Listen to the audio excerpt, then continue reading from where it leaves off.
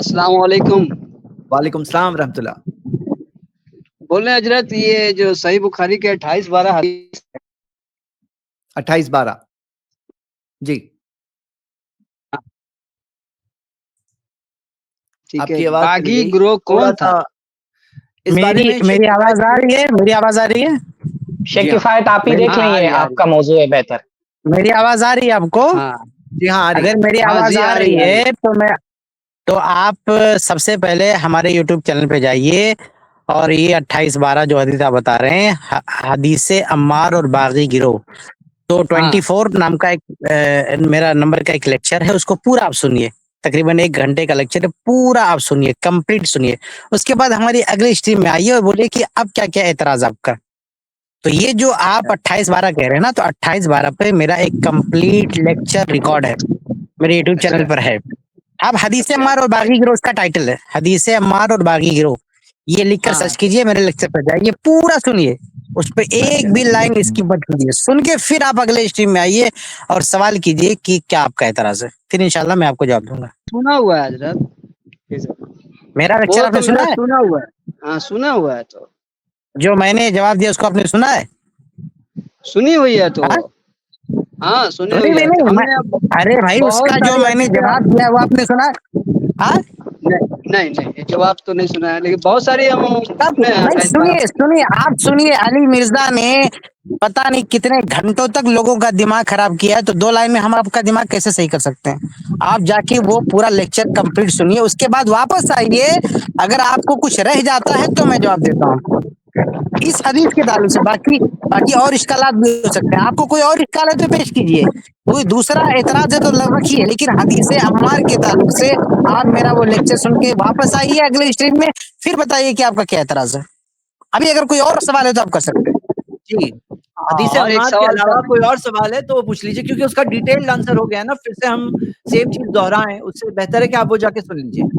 ہاں لنک ڈال رہے ہیں یہاں پر، ایڈیٹر اس لنک کا ڈال رہے ہیں. خلاصہ میں آپ کو اس کا ایک لائن میں آپ کو ذکر کر دیتا ہوں کہ اس میں جو یہ ہے کہ عمار رضی اللہ تعالیٰ عنہ کو باغی گروہ قتل کرے گا. یہ بتائیں صحیح بخاری میں باغی گروہ کا نام لکھا ہوا ہے؟ باغی گروہ تو صحیح ہے. بخاری میں باغی گروہ کا نام لکھا ہوا ہے؟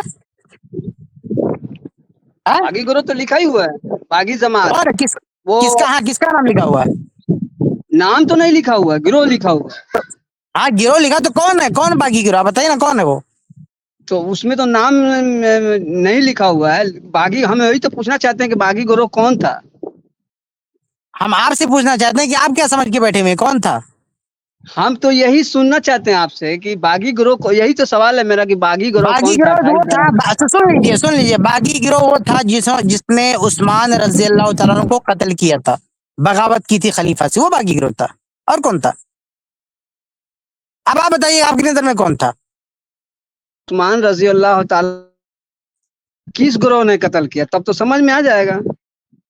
عثمان رضی اللہ تعالیٰ عنہ کو جس گروہ نے قتل کیا تھا وہی گروہ باغی ہے، اور اسی نے ہاں تو عمار رضی اللہ کو شہید کیا. یہ ایک لائن میں جواب ہے. باغی گروہ کون تھا؟ باغی گروہ قاتلین عثمان والا گروہ تھا، اسی نے عمار رضی اللہ کو شہید کیا. یہ ایک لائن میں جواب ہے. اس لائن کی تشریح کے لیے جائیے، پورا لیکچر دیکھیے آپ.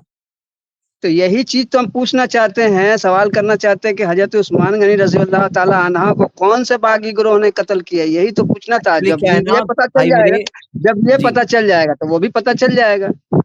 آپ کو کون سے جواب وہ شارٹ میں گروہ بتا دیا شیخ وہ نے. ہاں یہ جا کے آپ دیکھیے، کیا کریے، آپ کو میں نے شارٹ میں بتا دیا کہ وہ معاویہ رضی اللہ عنہ کا گروہ نہیں ہے باغی. وہ گروہ ہے جو عثمان رضی اللہ عنہ کو قتل کیا تھا، جو عثمان رضی اللہ عنہ کو شہید کیا تھا. ظاہر سی بات ہے وہ گروہ تھا نا، ایسا تو نہیں کہ کسی فرشتے نے ان کو مارا تھا معاذ اللہ، وہ تو انسان کے گروہ مارا تھا. اسی گروہ نے عمار رضی اللہ عنہ کو شہید کیا. اس کی ڈیٹیل تفصیل کے لیے جائیے وہ لیکچر دیکھیے آپ، یہ اس کے کس بعد کتاب واپس آ میں کے ہے؟ ہم سے بات کیجیے. یہ کون سی کتاب میں ہے کہ جو ارے ان کو وہی تو قتل کہہ رہا کیا؟ ہوں، ڈیٹیل آپ کو نہیں دے سکتا، پوری اسٹریم چلی جائے گی اس میں. آپ جائیے اور میرا پورا لیکچر دیکھیے، اس کے بعد واپس آئیے اگلی اسٹریم میں بات کیجیے نا. میں کہاں بھاگا جا رہا ہوں؟ دوسرا کوئی سوال ہے تو رکھیے. چیٹ ٹھیک میں ہے، وہ ویڈیو کا لنک آئندہ دے دیا دوسرا ہے. سوال، آئندہ ہم دوسرا سوال کریں گے. 2 سوال تو کر لیا ہم نا. نہیں، وہ ویڈیو کہاں دیکھ کے آنا پھر سوال کیجیے گا. وہ ویڈیو مکمل دیکھ کر آئیے. اگر کسی بھائی کے کوئی میرے خیال سے لنک، ہماری جو ٹیم ہے ڈال نا دیے اس کا لنک، لنک ڈال دیں یہاں چیٹ پہ میں لنک کہ ڈال بھائی دیے ہیں. ہاں جی ہاں تو اس چیٹ کو میں جا لنک کے ڈال دیے دیکھ کے بھائی. آئیے، پھر آپ جو ہے ہم سے سوال کیجیے، ٹھیک ہے؟ حدیث عمار کے علاوہ کوئی اور آپ کا سوال ہو تو آپ کر لیجئے، اگر وہ اس کا دوسرا آنسر کوئی نہیں سوال دیا گیا ہوگا تو دے حدیث دیں گے عمار آپ والا کو. سوال مت کیجیے. ٹھیک ہے، انشاءاللہ اگلے بار میں ہم آئیں گے وہ دیکھ کر کلپ، ٹھیک ہے. اصل میں اس کے بعد آپ لوگوں کی پہلی کڑی یہی ہے حدیث عمار، اسی لیے میں نے مجبور ہو کے اس کا جواب دیا، اسی لیے ہم نے ڈیٹیل میں جواب دیا، کیونکہ یہ علی مرزا کی شروعات یہیں سے ہوتی، پہلا سبق حدیث عمار ہے.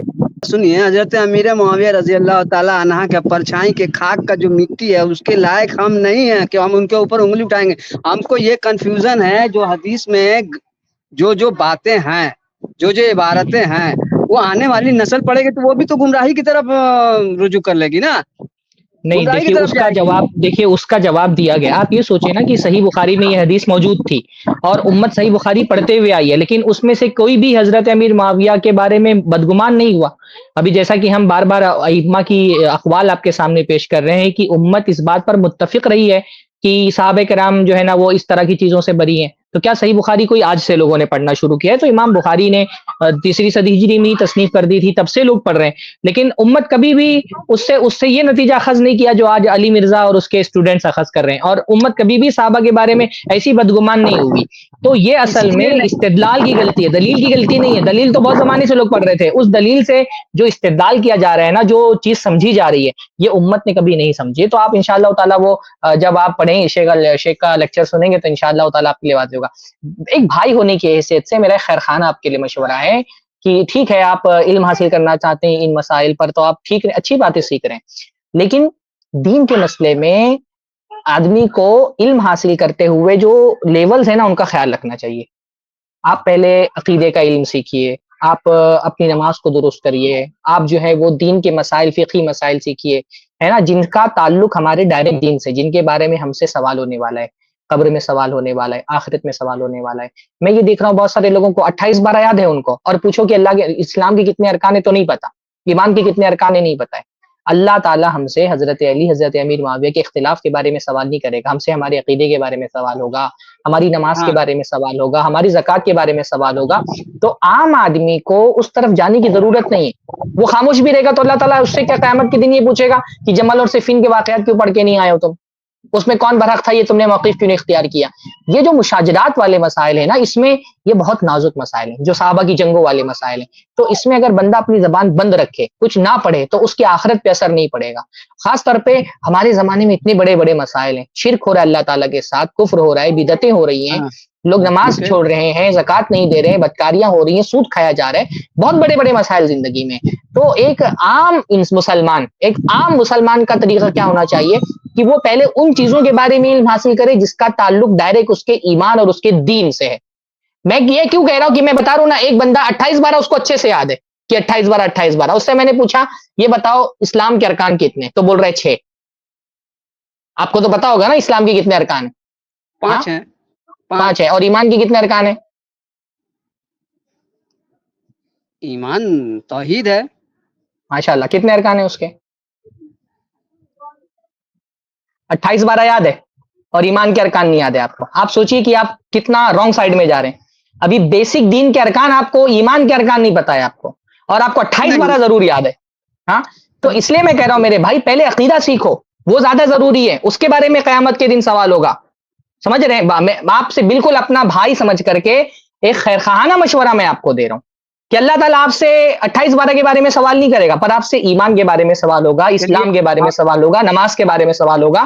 تو یہ غیر ضروری چیزوں میں مت پڑیے. یہ بالکل میں ایک دل کی گہرائی سے آپ کو اپنا بھائی سمجھ کر کے اور آپ کو مشورہ دے رہا ہوں. باقی ٹھیک ہے، آپ شیخ کفایت کے وہ ویڈیو سن کر کے آئے تو انشاءاللہ اگلے ہفتے اس پر بات ہوگی ضرور انشاءاللہ تو تعالی. ٹھیک ہے آپ اس کے بارے میں روشنی ڈالیں کہ ایمان کے کتنے ارکان ہیں. بھائی، ایمان کے 6 ارکان ہیں. اچھا. اللہ پر ایمان، فرشتوں پر ایمان، کتابوں پر ایمان، رسولوں پر ایمان، قیامت پر ایمان، تقدیر پر ایمان. یہ 6 ارکان ہیں ایمان کے. ایمان یہ بیسک مجمل. چیزیں ہیں.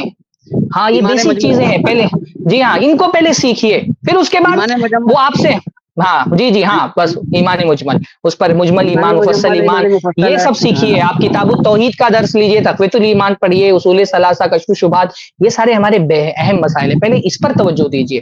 وہ مشاجرات والی بحث ہے، آپ خود سمجھ سکتے ہیں کہ ابھی اس کا وقت نہیں ہے، آپ لوگوں کے لیے چیزیں نہیں ہیں. علماء بھی ان چیزوں پر جب بہت مسئلہ ہو جاتا ہے نا، لوگ غلط فہمیاں پھیلاتے ہیں، اس وجہ سے ان موضوعات پہ ہم کو بات کرنی پڑ رہی ہے، ورنہ ان سب موضوعات پہ ہم خود بھی بات نہیں کریں.